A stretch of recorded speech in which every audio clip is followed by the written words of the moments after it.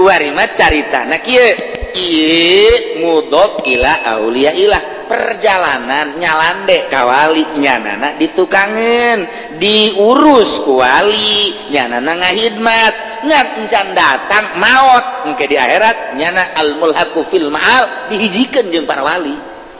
Masya Allah untung jasa kan eta engke dibere jana ge sapaat teh lantaran jana geus kaasupkeun kana wali padahal mah nyana mah karek berjalan sabulan 2 bulan.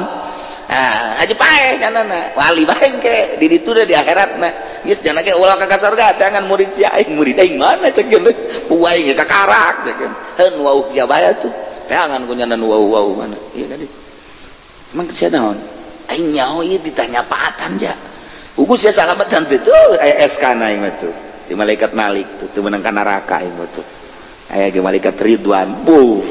bener dah jadi si heran dia emang kumaha gitu di dunia aing mah nuturkeun wali milu jeung wali cek wali kieu cek wali kieu cek wali kieu aing aja saya jadi wali henteu kan aing di dieu kuron jadi kaasukeun wali ye wa huwal mulhaqu fil ma'al boga syafaat teh sarua tati wa bi ahli badamu takidi minum musara wa minum duriju bidamin makana hadza jazai nasatu lakum an tukhlifuni bisuin fi dhawi rahimi nyaritakeun mufrad alam jelas Kangjeng Nabi nyaritakeun nakirah maqsudah wah jelas boga sirrul wilayah wali aya nakirah gar maqsudah wali mastur khususnya boga ngan teu kanyawan sebut wali mastur lain wali ngaran mastur lain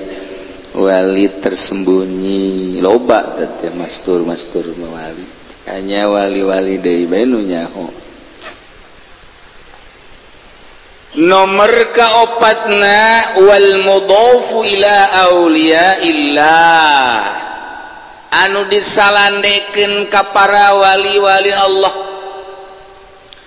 anu nyalande ka para wali murid berarti mah bitarbiyati wal khidmah di rumah jeung ngaladen jelema teh hayang ibadah ka Gusti Allah tanpa aya nu ngurus kesulitan boro-boro urusan ibadah atuh melak buah kita diurus momal beres ieu melak buah atuh komo ibadah mah puguh juntrunganan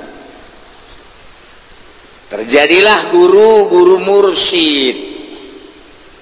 baheula Tuan Syekh Abdul Qadir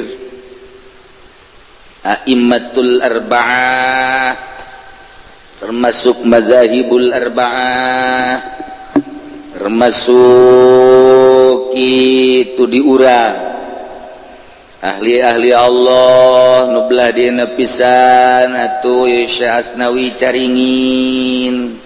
ahli batin belajar ibadah teh kanu kos kitu ulah kanu sok make sapari belajar proposal atau maka dinya matu jadi parantina urang lamun deuk nanyakeun ka mana jalur proposal ulah hese-hese ya kipudoli nanyakeun coba ka mana jalurna nyana minimal nyaho lah walaupun nyana henteu minimal nyaho lah engke nyana ge menta sekian persen gitu lumayan kan tah jalur-jalurna lamun urang deuk nanyakeun soal kitu yayasan atuh aya teh kiai nu nyaho jurusan yayasan urang mah pan kuari neugieun yayasan teu bisa sanajan hayang ge ka mana kuduna ngusulkeun ka mana ya badan hukumna teu bisa hese kana teu bisa mah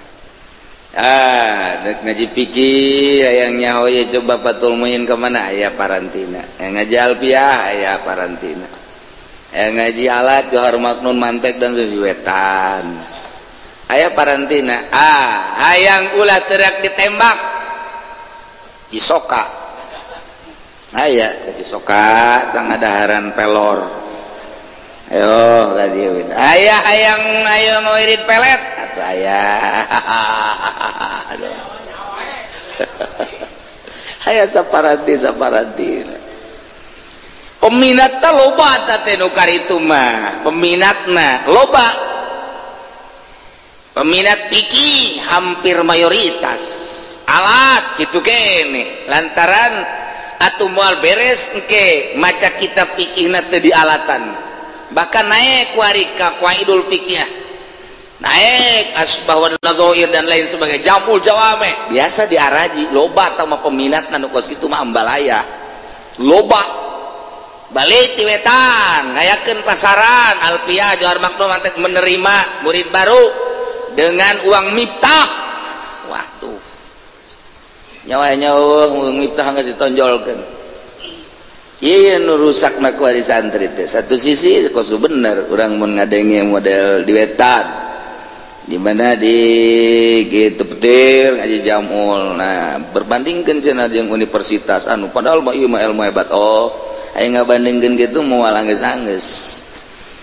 Urang sekolah mah cenah uang miftah nu sakean, nu sakean. Ieu mah jamul Jawa mi kitab numpang gedena hanya untuk ya sekian. Oh, dibandingkeun jeung ilmu. Oh, ngabandingkeun kitu mah moal anggeus. Hayu bae banding-banding gitu. Engkena untung rugi ka dituna kan. Jadi berarti kan jual beli ekonomi. Tuh, kan mal beres. Oh, asal geus kos gitu mal beres. Nah, loba tah mata. Geus mampu fikih, geus mampu usul fikih, geus mampu alat, geus mampu tafsir. Begitu mustalahat tafsirna geus mampu. Kemudian mustalahat hadis jeung hadis-hadis geus mampu. Iya jang naon ieu ilmu kan jang pakeun jang diamal al ilmu bila amal kasajarin bila sama. Jadi kudu istiqomah tadawamul ilmi wal amal. Nah ngadawamkeun ilmu jeung amal nu supaya ngerenyet hate teh sesuai jeung dina Al-Qur'an. Wa idza tuliyat alaihim ayatu zadatsum imana. Nah, supaya ngernyet hajilat qulubuhum. Sikap supaya ngernyet ge kumaha ieu hate teh. Maka ayalah guru mursyid untuk mengurusi batin. Sebab ketika orang boga ilmu takabur ku ilmu, orang boga gagah sombong ku gagah. Kurang boga jabatan, tulak cangkeng nage diceuli. Iya penyakit nu kos kieu penyakit. Maka Kangjeng Nabi jaritakeun tentang batin, sina Abu Bakar, sina Umar, sina Utsman, sina Ali.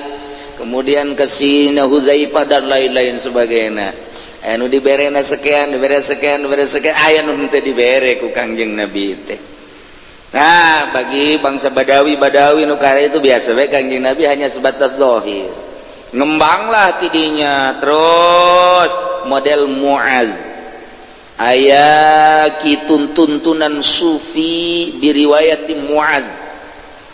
Wah, tama kelas tinggi jasa tama. Mu'adz, kelas tertinggi pisan tama sehingga sulit untuk dituturkeun.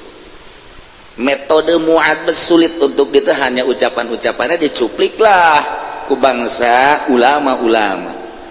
disederhanakeun dirapihkeun. Wah ieulah tokohna nu baheula teh ti mimiti Sina Husein terus ke handap datang ka Syekh Junaidil Baghdadi Syekh Sikti Syekh Marufil Qurhi terus datang ka dia Bahauddin An-Naqsabandi terus Yusuf Al-Hamadani. Tah etalah pengembang guru-guru mursyid. Terus kabelah dia Imam Abu Hasan As-Sadzili, kemudian atuh Syekh Athaillah Imam Mursi. Waduh. Eta urang lamun ulang dongeng-dongeng kos kitu tah ahli-ahli batin. Urang hayang seuri na aya, anehna aya. Mana keanehanan eta ketika orang nyaritakeun kitu Imam Abu Hasan As-Sadzili begitu hayang guru Imam Mursi guru Syaikhullah datanglah ke Mesir di Tunis nya nager ge eta orang hayang seurina aya aing deuk neangan Allah kumaha nu sabenerna Allah. Imam Mursi na ka jero kan tega luar-luar dicoba hayangnya ho kasabaran datang ke mana kos gitulah ngaji batin. Nah, dia budak gagalendotan di umur genep atau 7 tahun bari nyekelan beheung baju kieu. Ceknya nanti hehe dek dagan Allah cek gua Allah di jero hate urang teh angan nya kaget cih budak leutik dijeueun ka hate aing mah geus kolot eta kan anak saha eta kakana eta masyaallah cerita Syekh Athaillah terus bunyiin hikam terus kabelah dieuna itu Imam Ghazali terus berkembang maka lobalah jalur aya Qadiriyah aya Naqsabandiyah aya Qadiriyah wa Naqsabandiyah aya Tijaniyah aya deui Utsmaniyah aya deui Mu'adziyah aya deui Rifaiyah aya deui terus ka Syafi'iyah Malikiyah Hambali Ghazaliyah terus toriko intina akur untuk membersihkan batin hanya metode nanu beda cara pembagian sesuai jeung hadisna panaya hadisna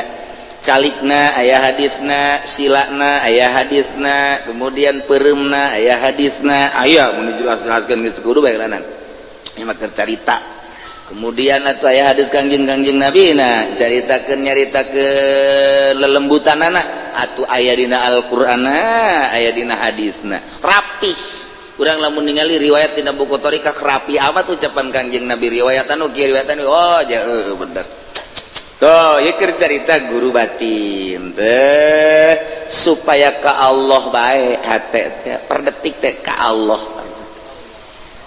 awak bisa bareng jeung manusia awak bisa bareng jeung makhluk awak bisa bareng jeung sahabat hate tetep jeung Allah supaya kitu tah apa bisa eta lah urang kadang-kadang pertanyaanna kodos kitu apa bisa sih atau emang urang mah pan khusyuk teh kieu maksudna lamun dahar teh emang pikiran kadahar beuteung kadahar nanaon kata jadi khusyuk ieu teh ka mana-mana pan nah geus khusyuk teh urusan kos kitu urang mah urusan motor, urusan mobil, urusan dahar, urusan imah, urusan kawin itu harus ieu mah neuk dika Allah keun bae nah kanyahoan lah ku guru mursyid anu geus guguru deui ti guruna lah intina mah ti kangjeng Nabi lah nah kuari mah manehanana teh geus bisa nganyahokeun bahwa panyakitna yakni awaikna nu enggeus kanyahoan opat lah cek Imam Ghazali aya tambahan nu genep aya tambahan nu 7 aya nu ngurangan ti opat kembalina tetep ka opat-opat keneh hiji dunia 2 makhluk 3 nafsu 4 setan ieu lah nu kudu diarahan ku urang ngalengitkeun dunia zuhud berat mulai urang zuhud teh tapa tina dunia tapa dihandapeun tanggal caringin hayang pesok koneng mah gampang teman komo di tanggal caringin Golkar wah aju meunang bae eta bagus deuk pesok lain pesok koneng pesok hejo ge meus eta koneng dan wah nah mulai guru mursyid ngadidik urang ya bagi anu geus meujeuhna dididik dek dibere ilmu batin supaya batin ka Allah baik maka supaya ngurangan sare ngurangan dahar ngurangan ngomong dikurangan eta hese lamun teu dibere kekuatan para nabi jan nabi nu boga kekuatan mah Nabi boga kekuatan lantaran makrifat geus asli di jero batinna tapi kan babarengan jeung masyarakat dakwah berarti boga kekuatan anu luar biasa di Nabi mah seluruh Nabi nya mah geus teu sambarangan bareng jeung jelema hatena jeung Allah Nabi mah geus dijamin kos kitu bae nya mah masum geus pasti kos kitu lah nama Nabi mah Nabi sahabat kos itu jadi diberi kekuatan ku Gusti Allah batinna tetap ke Allah per detik geus eueun teu ka Allah tapi nyana bisa dakwah ke masyarakat biasa ngomong dan kadang-kadang gurau dan lain sebagainya, padahal batinnya ke Allah. Iyalah kekuatan Nabi. Nah, urang jelema biasa tita dakwah, urang mah dakwah teh apa anu kacau, ya kan, amplop, ya kan, agung mulia. Urang ketika dakwah teh kadinya arahanan ke Allahan. Nah, supaya di Allah ke diberilah kekuatan Nabi ku Gusti Allah. Carana urang dedeketan jeung Nabi moal bisa lamun henteu boga kekuatan Nabi kajen kumaha ge moal bisa. Jadi ngaranna faed ngocor ke kekuatan Nabi ka urang. Pan nabina tos maot cak saha maot Nabi. Ulah ditekalikeun maot Nabi mangalih. Mun sia modar. Nabi mah teu maot Nabi mangalih. Nah, teu maot sok geura. Cek Kangjeng Nabi menroani saha jelema nu ngimpi ka kaula asli. Lantaran wa inna syaitana la yatamasalu ilayya. Setan teu bisa ngarupa ka kaula. Ditanya ku sahabat, "Tuan lamun ngimpi sareng Tuan asli kok bisa asli gitu?" Lantaran teu maot kula mah. Oh, ya oke. Guys, orang ngemat Kangjeng Nabi disebut supaya faedna datang ke urang. Di satu orang sering uluk salam ke Kangjeng Nabi. Assalamualaikum ya Rasulullah, Assalamualaikum ya Habiballah. Salaman ke urang, bacaan sholawat ke urang sesuai jeung petunjuk guru. Mana urang dek norikot nu mana urang? Qadiriyah. Tunjina ber Allahumma sholli sholatan kamilatan wa sallim salaman taman ala sayyidina Muhammad alladzi tunjina bihi min jami'il ahwali wal afat wa taqdi lana bihi jami'al hajat wa tutahhiruna bihi min jami'is sayyiat wa tarfa'una bihi 'indaka 'ala darajat wa tuballighuna bihi aqsal ghayat min jami'il khairati fil hayati wa ba'dal mamat wa 'ala alihi wa sahbihi bi'adadi ma fi 'ilmik. Baca abe lahan ipinuh ku sholawat kekuatan Nabi heula di awak kurang lantaran mun kekuatan Nabi dek nempel di mana terus ulah ngarasa kukumaha baca sholawat dage sing isi koma bae terus bain berarti sapoe 2 poe sanajan awal nama make target seminggu 4.414 setelah eta lain hajueureun supaya nyanding sholawat ka urang. Ulah kuntil anak bayi nu nyanding, ulah kuntil anak bayi sholawat dina nyanding. Nah, kakarak di sholawat doang ge kakarak sholawat mulai tiis. Artina tiis kau mah pandangan terhadap dunia pan Kangjeng Nabi mah eueuh sama sakit kakarak ge sholawat doang urang geus senang tenang deuleu dunia teh. Tenang teh kumaha? Ji ya, dunia geus diatur ku Allah. Tu aya bae alhamdulillah teh angan heuy. Satu beres sholawat dan nyanding berarti kita sholawat ke urang kan kekuatan Nabi dek dipindahkan ke urang lain dek dipindahkan menta hakikatnya mah menta kekuatan Nabi coba atuh lamun teu boga kekuatan Nabi dakwah moal kuat kan moal kuat dakwah emang kumaha tuh mun teu diberi kekuatan Nabi sare ngan syukur sajam atau setengah jam mana kuat sih tapi Nabi mah kan teu sare Nabi mah galbuhu lam yanam walainu kana sakadeulina kurang saredah henteu andai kata teu sare-sare ge masalah ngan nyana bersyariat bae jang urang supaya urang nurutan Kangjeng Nabi mah pan usatun hasanah andai kata teu sare-sare masalah Kangjeng Nabi mah. Nah urang teh dihayang boga kekuatan Nabi iya urang maca sholawat terus salat supaya teger kekuatan Nabi aya di diri urang encan waka zikir mah lain cara torekat kos kuari bo asal datang ke guru ku torekat beat ayo ilallah beres masjid mah pan aneh torekat sih ka embe heran aing mah kesnya bulan hareup eta kudu ditebus pakai emas berapa gram 100 lah jang naon atuh mama ieu mama mursyid dikawin mama mama mursyid di kos kieu salah jurusan malah titah ulah aya kos kituan ulah aya nah ya terus sholawat tah ngunyemna sholawat bae ngunyemna mantes sholawat mantes sholawat penting sholawat diuk di mana bae sholawat maksudna kekuatan Nabi supaya ngeclek ka urang sebut faed dan keharti orang teh horenganan kos gitu ayo terus aja sholawat terus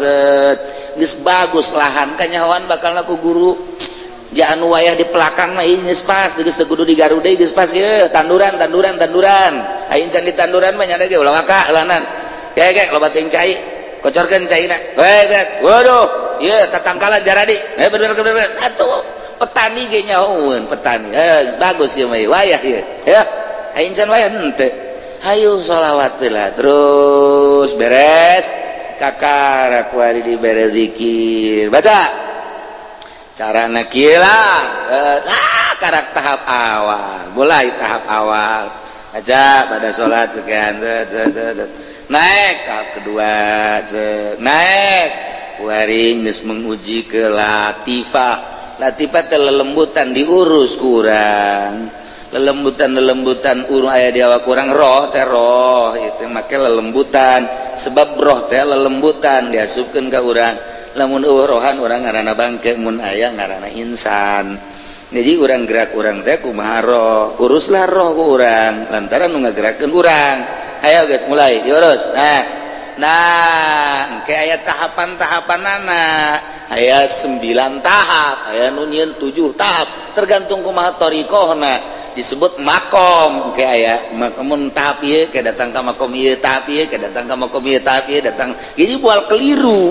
kajian kuku bage aya tahapan-tahapan cara kereta mimiti ti beos jurusan kawetan beos dah ti beos pos pertama naon ngaranna tah beos ya tuh kan emang cara naik kereta meureun semuanya terus namun datang ke Garut teh sabaraha atau namun tita Jakarta datang ke Garut datang ke Jibatu sabaraha pos tak eureunna aya pos 1 pos 2 pos 3 pos berarti pos A pos kahiji datang ka dinya ta kereta pos 2 datang ka dinya ta kereta pos 3 datang ka dinya ta mun teu mogok ya kan ieu sarua beli thariqah pos 1 ka dinya pos 2 ka dinya pos aya tahapan mentak kanyahoan kos pencak kanyahoan kembang sia kajian kumaha datang ke kembang ngesikeun dah tahap awal tahap kedua itu kanyahoan tuh jadi zahir kanyahoan batin ge kanyahoan ku pendidik wa kanyahoan datang ka dinya lah geus mulai wari dididik batin dididik nah ieu teh kan nyana selama pendidikan ngaranna salik murid ngaranna murid naik jadi salik dalam masa tahap dididik tak eta teh kan jana jadi jeung henteuna encan kanyahoan tah ngurusan batin teh nu disebut ke situ mudhof ilal aulia nah ieu tanu keur dididik wal mudhof ilal aulia ila aulia illah bitarbiyah dididik wal hidmat muridna ngaladen ka guru kumaha jeung guru seakan-akan nyana kosmait dihareupeun nu mandian deuk ditangtungkeun didieukeun ditangkarakeun kumaha nu mandian bae hidmat ngaranna tita anu tita ieu tita anu jeung moal dititang ngusrukeun ieu guru mursyid mah lantaran ieu teh keur dibersihan batinna nafsuna aju mursyidna kadituna segala menta ieu menta anu menta ieu menta tetapi lain mursyid jarana murid itu mangarana mursyid sadur tamatu itu moal dalam rangka mendidik KPG nafsu nu aya di dinya anu piceun cara miceunna urang teh nyaho kumaha guru ieu piceun nafsu etana tah kanyahoan tah piceun carana kumaha guru lah nu nyahoeun cara miceun-miceunna mungkin tambah dunia mungkin kurang mungkin dipenta mungkin dipiceun mungkin di anu hanya guru nyaho hese tama kosit olah batin hanya ahli batin lah nu nyaho nyana teu menang nentang kok kieu amat teu menang gitu lamun aya kurang narima nentang demo moal jadi dina batin geus moal jadi bae geus lajeng pindah guru nah ieu hidmah nah ieu hese ge tengah hidmah tarbiyah nama terus ieu ayo dalam rangka tarbiyah ieu ayo terus nu mantap eueuh anu teu seseleh urusan guru batin non belajar batin teh sesele udang penting teu meunang teu udang geus udang salat ai guruna mah hees bae eta pan hendak eta ka urang ai aing tita udang tita salat aing nya kerek di deukeut urang ker atuh lain tibalik bae nyana hees urang hees nyana salat urang hees geunah cuman teu pan guru mursyid bakos kitu urang mah tita udang salat nyanana kerek kadang-kadang subuh ge lambat loba tah guru mursyid geus kitu tah masalah emang nyoba teh hese jasa nyoba pokona mah suudzon ka guru bahaya suudzon ka guru mursyid geus bahaya neuk kaleungitkeun nafsu nu aya di awak urang kok bisa haju urang teu suudzon pan dididik sakabeh perkara nu kaluar tina aturan Allah hirup nang Allah paeh nang Allah sugih nang Allah susah nang Allah gerak urang menang Allah cicing urang menang Allah patali jeung diri urang patali jeung batur ketika urang amprok jeung batur eta teh nang amprokkeun Allah sasalaman nang nyamalamankeun Allah urang kaciduhan ku batur nang nyiduhan Allah ketika urang ditajong nang najong Allah nah ieu teh tak didatangkeun ka sadar-sadarna dicobakan ku guru mulai guru bangun api lain bae asal ka urangna aju suudzon geus turun bacan jadi berjamaah ya nungguan bae guruna teu datang belum teh guru guru teu datang aduh aju nyana ngomong pan guru teu berjamaah ya suudzon geus mal jadi hese kan hese nek dijadikeun jelema ahli Allah teh lain lalagaan ai anu samanea mah biasa gampang asal-asalan mah tapi nek dijadikeun istimewa luar biasa ieu hese nah sebabna nek disarupakeun ka nabi ya Allah awak urang nu sakieu bujidna sakieu kotorna sakieu luar biasa gorengna dek diakurkeun jeung nabi pernah marah henteu ai lain dina waktu nama nabi aya nafsu teu ieu urang geus dihakurkeun kana batak ieu nabi na heula ku urang kekuatan nabi na di ka urangkeun heula shalawatan heula engke ka ditu ulah aya suudzon apa aya suudzon ka nyen mita ulah suudzon pan ka urang teh supaya ulah suudzon cara nabi dididiklah ku guru mursyid nah ulah waka ka kanjeng nabi engke lamun ka guru mursyid suudzon ka kanjeng nabi ge suudzon asal ge suudzon ka kanjeng mah beres dik dibersihan heula kabeh ge jam meunang Allah tah kabeh menang Allah sok gerak kabeh ge menang Allah hirup nang Allah maot nang Allah sehat nang dibere ku hari heulanan nu asli ti Allah tanpa aya embel-embel guru heula cak pikiran urang teuk dibere susah mulai urang ngagunakeun hate kumaha ieu alhamdulillahirabbil alamin kamari dibere sugih ku hari dibere susah sugih nang Allah susah nang Allah atuh urang mah gan sakadar kudu narima keur sugih kudu narima keur susah kudu narima geus tah alhamdulillah lulus sehat nang Allah gering nang Allah keur dibere sehat biasa bae bari dibere gering mikir sehat teh kan pamere Allah gering kan pamere Allah bati narima urang mah narima kana sehat narima kana gering jaka bae ti Allah jalain laeun menang ti Allah sugan ieu mah sehat ti Allah gering mah lain ti Allah lain eta kamari teh kahujanan aya hujanna menang saha aya hujanna menang saha isi hujanan menang saha digeringkeun teh sabab hujan geus ulah make sabab-sabab nang Allah titik panjang di kadinya dinya mah narima ku ari abdi narima Gusti sehat teh ti Gusti abdi ku ari dibere gering ku Gusti abdi narima lulus namun kieu mah ya Allah ya Rabbi aduh abdi geus dope ku Gusti dibere muriang ku asana Gusti kunaon dibere muriang atuh abdi Gusti tolol sih kunaon-kunaon ka aing atuh aing pangeran sih kunaon-kunaon ka aing paehan bisa ku aing sia ulah kitu tuh kan nah ieu urang digilak tah eta teh kebersihan eta deuk kebersihan eta mulai aya jelema nu datang ka Waalaikumsalam aduh masyaallah Mang Haji sono ka urang teh geus beres urang diciuman segala rupa mere duit ka urang alhamdulillah gerak Allah menang dua poe tolol sia kain sia kamari kapanggih itu nanya dasar sia bolon sia ye urang aing dicarakan guru kos kitu lamun urang haju pan sia nyarekan aing demo berarti ka Allah hakikatna menang Allah urang teh deuk ditaekeun ku Allah dicoba ku Allah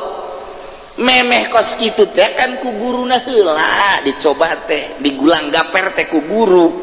nah ieu melalui leungeun guru ke kawasan guru tangan guru rahmatan guru hakikatna bakan ti Allah kan guru bapan geus teu make nafsu ila nu hese geneangan guru mursyidna nah urang dalam rangka perjalanan supaya bagus sate urang teh ulah aya nyawat ka jelema lantaran asli mampan menang Allah KBG nu jangkung nu pendek nu gendut nu sage KBG ka panciptaan Allah henteu meunang ku urang dicacat kudu bagus bae lantaran KBG ciptaan Allah mun sakali nyacat can jadi. Aduh Masya Allah dahar make hawa can jadi kudu naon sesuai jeung perintah Allah niatan jang ibadah tuh kan mantak kaditu nama kayak model urusan batin mah model teh kieu kamari mah dahar teh wajar sakumaha biasa geus salatna ge wajar ketika manehanana dahar jeung tamu rada loba ngahormat ka tamu salatna kudu rada loba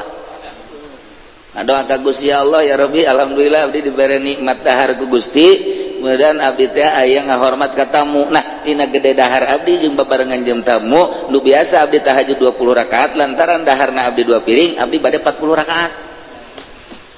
teu salah lantaran hirup lain jang dahar tapi dahar jang hirup eta teh bahasa muad eta teh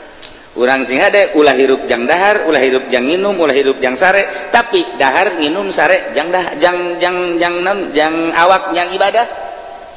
jang hirup maksudnya hirup jang ibadah tuh mantak kayak nu nyarekan ka Imam Ghazali satu ketika Ghazali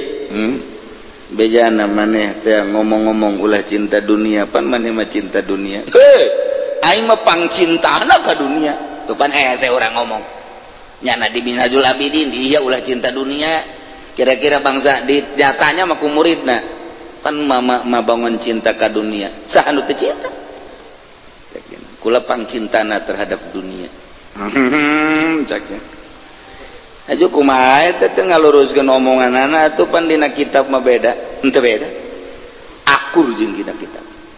aya teh dina kitab cenah ulah cinta dunia kok jadi cinta kumaha lebahna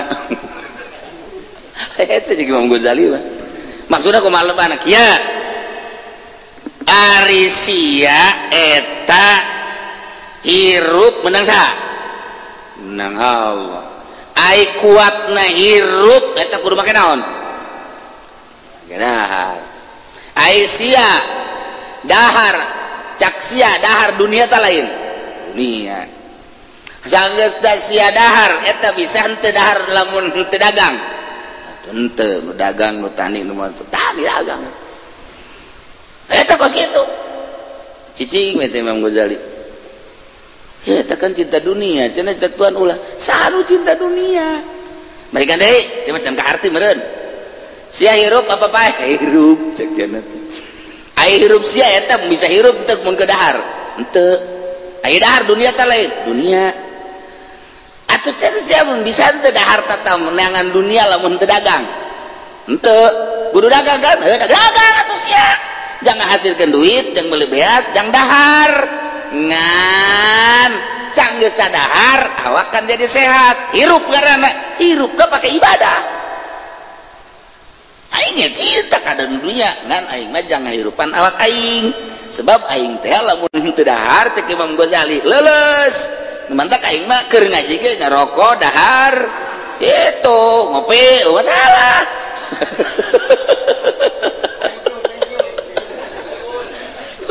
kan jadi eta kumaha eta kasih bola oh cek Imam Ghazali siapa pan keur dididikan ayo urang pendidikan ta masa pendidikan mah can kahartieun mantak ditarbiyah ieu ta ieu keur carita engka karek nyalande ka wali moal ka kaharti atuh lantaran janana encan ngarasakeun